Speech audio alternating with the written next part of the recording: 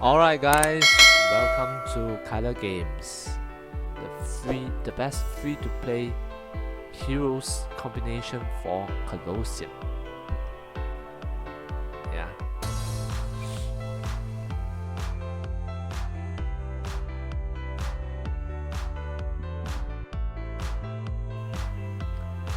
Can overcome a lot of the other hero combination depending on the star alignment.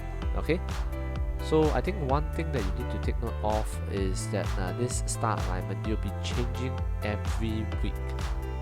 Okay, so you can see that current Constellation requires sword wielding heroes, and the boost is attack of 50% and strength of 35%, and it ends in another 15 hours, which usually in my time in Singapore we will be changing every Monday. So the next Constellation will require bone wielding or maniacs, and there will be a boost of 30% plus 35 and magic defense plus 75, which can be quite considerable. Okay, in Lords Mobile, Colosseum is a hero arena where players need to deploy 5 strongest heroes to fight against each other in a P2P combat.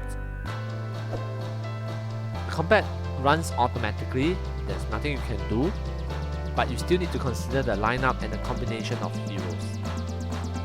So the best combination is always a tanker and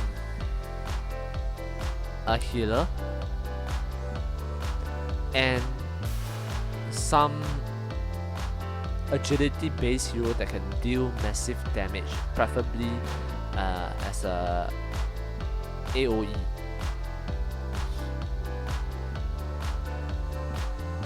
So the aim for this video is to help you to reach the top 500 in the rank as a completely F2P player.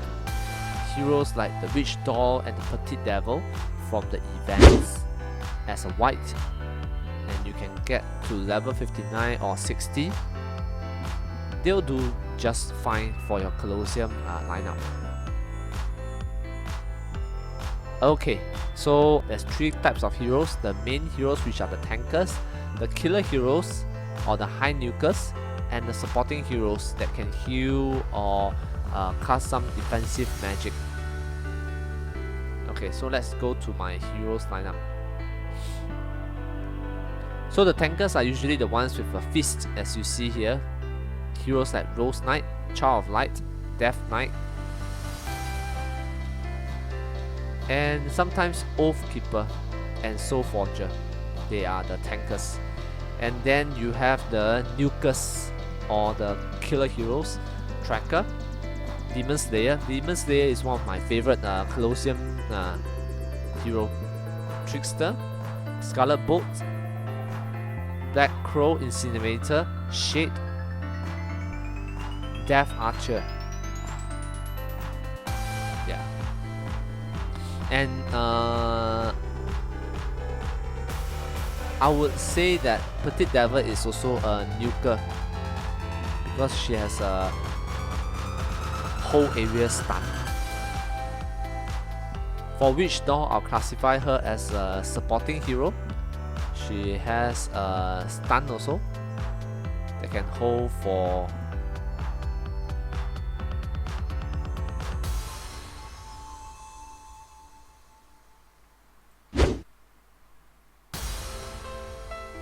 5 seconds, petrified, and she increases the defense of all allies by 147. So you start to realize that all this that can have boost to the stats of your heroes lineup is very useful. Another one would be Black Crow. Increase all allies attack by 159. This one, Scarlet Bolt. Reduce defense by 118 of all enemies. So it naturally make your enemies much more weaker because of all these passive skills. Okay, so let's talk about defense and offense. So in terms of defense wise, my pick is usually Rose Knight as a tanker because of her ability to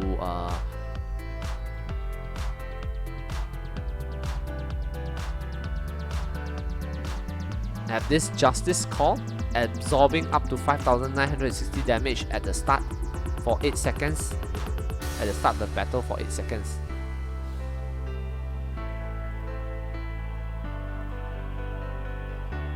And then also her prayer, which can sort of double up as a healer. So Prima Donna,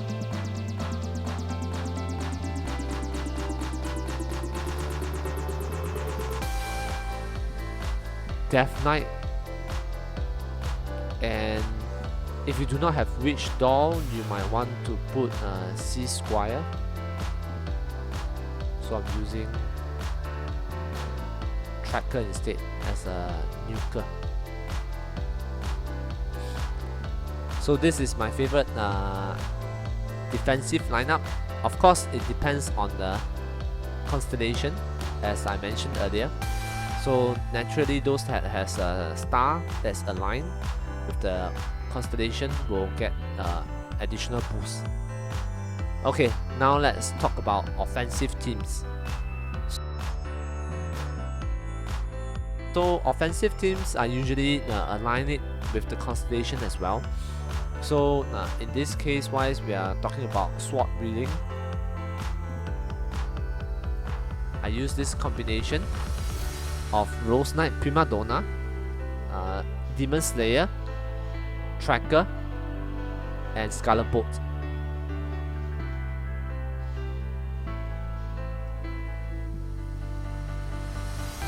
And doing so, my Scarlet Bolt, Demon Slayer, and Rose Knight are 3 stars.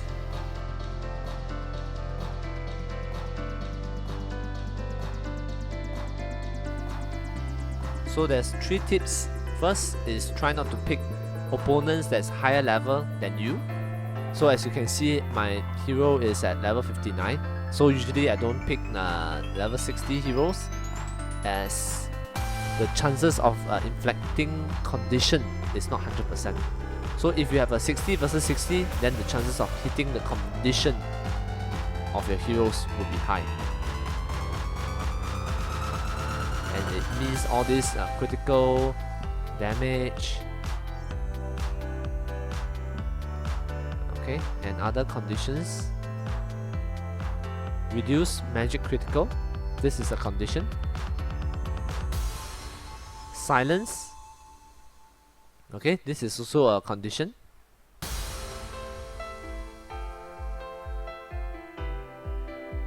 So when your condition is not 100%, because your hero is of a lower level than the opponent, then chances are you'll be losing out.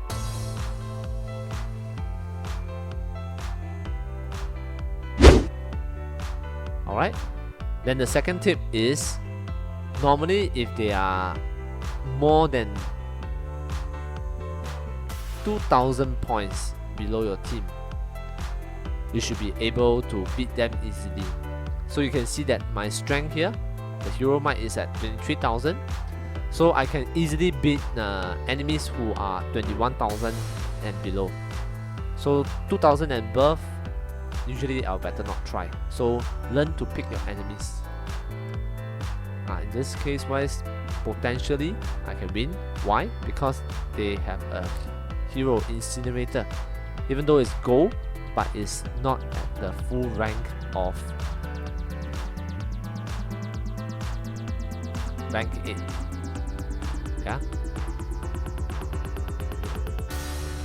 So this is only probably rank 6. This is rank 7 and this is rank 8. So this is an enemy that even though it's 60 and it's all gold, I have a chance to win. And you see that the might is around 23,000. So learning to pick your enemies can reduce the number of failures and hence increases your chance to move up and gain hero experience with each battle. And also another trick is to keep a lookout to try to jump as high as possible.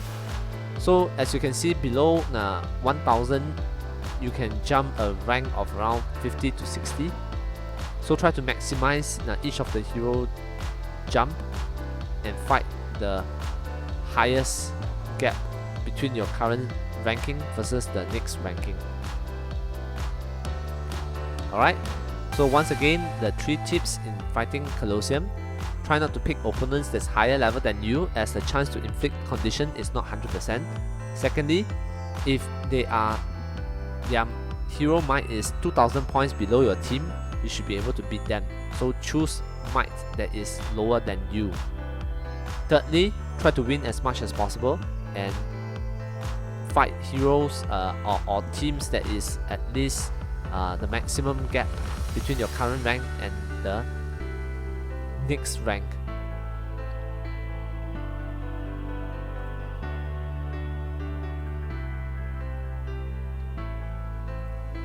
And to help you level up faster in terms of Colosseum, try to equip as much trophies for your heroes as much as possible, because it will make them stronger. The essential heroes like the tanker Rose Knight to be gold first, then followed by Prima Donna.